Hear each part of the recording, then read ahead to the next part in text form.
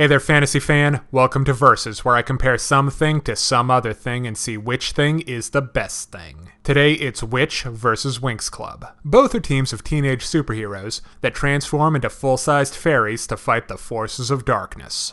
And by fairies, you of course are referring to the charming pixies of Victorian art, and not red caps or some other nasty little goblin.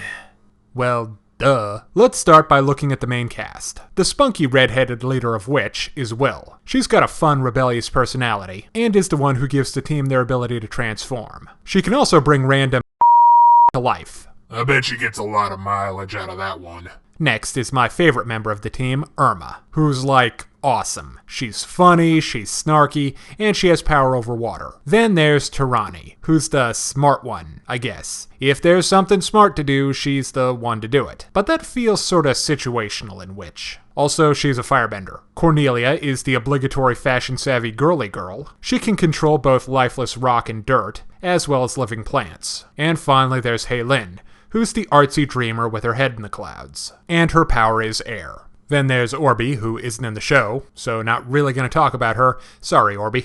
Now for Winx. The official red-headed team leader is Bloom, who strikes me as being just a bit personality deficient. Kinda like Cadence or Daphne. And like them, she's nice. And yet she's the main character. You seeing the problem? Like all her pixie pals, she has a range of offensive, defensive, and utility powers. Bloom's are fire-themed. Winx number 2 is Stella, and she's the rarity of the team, with light powers. Then there's Tecna. What does she do, I wonder?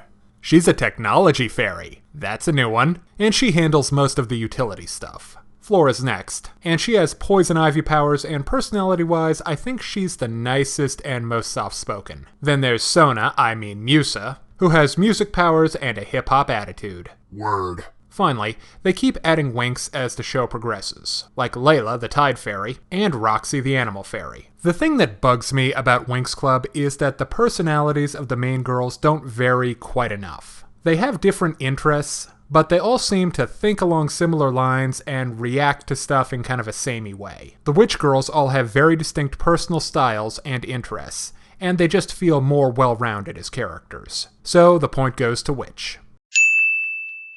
Now let's talk villains. This is where comparing the two gets a little bit hard.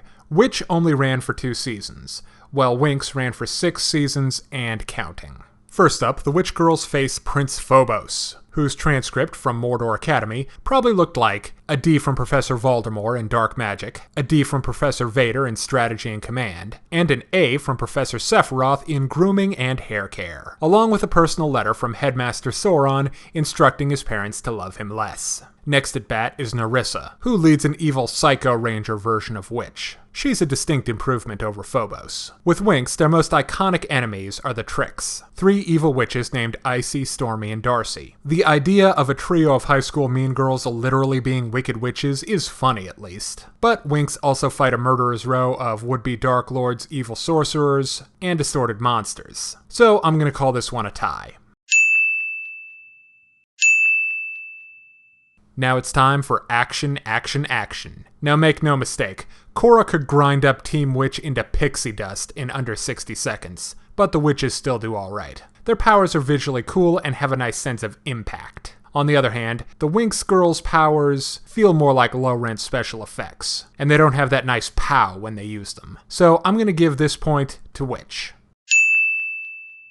Now for the art style. Witch has a very clean and pretty anime look. The costumes the girls sport in combat make them look like a team, and the monsters and orcs, Lurdens, Can't even get real orcs. For shame. Look kinda cool. As for Winx, the character designs don't look quite so good, especially when moving. And most of the monsters aren't particularly creative or well designed. The Winx combat costumes are sort of all over the place, with no real connectivity or team motif. So I give the point to Witch. Well, that was one-sided. It's true that the Witch Girls won most of their categories, but I wouldn't call any of them overwhelming victories. And I think it just comes down to personal preference whether you like Witch or Winx Club better. And if you like one, you should give the other a shot because odds are fair that you'll like what you find. If you're interested in more reviews of anime, movies, TV shows, comic books, or video games, check out my channel on YouTube at StupidPrivate913, or find my Facebook and DeviantArt pages for video updates and more. Thanks for watching. Hey kids, today's show is brought to you by the letter 4 and the number potato! I'm a stupid private.